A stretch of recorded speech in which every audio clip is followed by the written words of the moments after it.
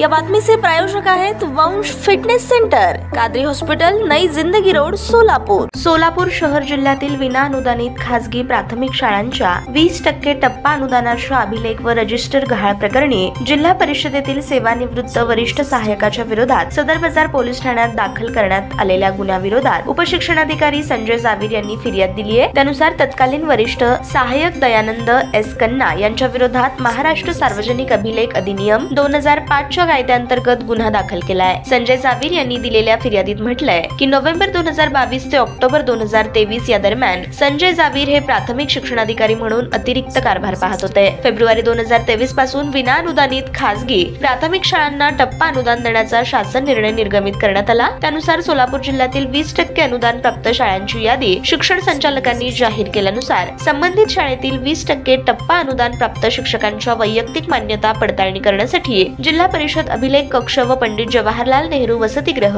या ठिकाणी नेमलेल्या समितीमार्फत अभिलेख व रजिस्टर यांचा शोध घेतला असता सन 2022, 2013, 2013 ते 2014 या कालावधीत वैयक्तिक नसत्या कार्यविवरण, नोंदवही व सन 2012 चे आवक रजिस्टर इत्यादी अभिलेख मिळून आले नाहीत। या कालावधीमध्ये कामकाज पाहणारे संबंधित लिपिक निलेश कुलकर्णी वरिष्ठ सहाय्यक यांच्याकडे लेखी विचारणा केली असता त्यांचा खुलासा व पदभार यादीमध्ये अभिलेख रजिस्टर हे कनिष्ठ सहाय्यक निलोफर दामटे यांच्याकडे दिल्याचं दिसून आलं। निलोफर दामटे यांना लेखी खुलासा व पदभार यादी पाहिली असता त्यांचा पदभार यादीमध्ये संबंधित रजिस्टर व अभिलेख हे संतोष जाधव वरिष्ठ सहाय्यक यांच्याकडे दिल्याचं दिसून आलं। जाधव यांनी हा पदभार यादीसह सेवानिवृत्त वरिष्ठ सहाय्यक दयानंद कन्ना यांच्याकडे दिला होता। दरम्यान कन्ना यांनी त्यांच्याकडे असणारा हा पदभार पूर्णपणे तजमुल मुतवल्ली यांच्याकडे दिला नसल्याचं लेखी खुलासा मुतवल्ली यांनी सादर केलाय। कन्ना यांच्याकडे लेखी वारंवार विचारणा केली असता त्यांनी त्यांचे लेखी खुलासे सादर केले, परंतु नमूद रजिस्टर व अभिलेख उपलब्ध करून दिलेले नाहीत असं स्पष्ट झालंय। त्यामुळे दयानंद कन्ना यांनी त्यांच्या कालावधीत जवाहरलाल नेहरू वसतिगृह पार्क चौक येथे ठेवण्यात आलेले शासकीय अभिलेख आणि रजिस्टर हे जतन करून ठेवून कार्यभार सांभाळणं त्यांचे नैतिक कर्तव्य व जबाबदारी असताना देखील त्यांनी जाणीवपूर्वक व निष्काळजीपणा करून अभिलेख नष्ट केला अथवा गहाळ केला अथवा हरवला असल्यानं त्यांच्या विरोधात गुन्हा नोंदवण्यात आलाय। या प्रकरणाचा तपास पोलीस हवालदार परीट व सहाय्यक फौजदार जाधव हे करीत आहेत।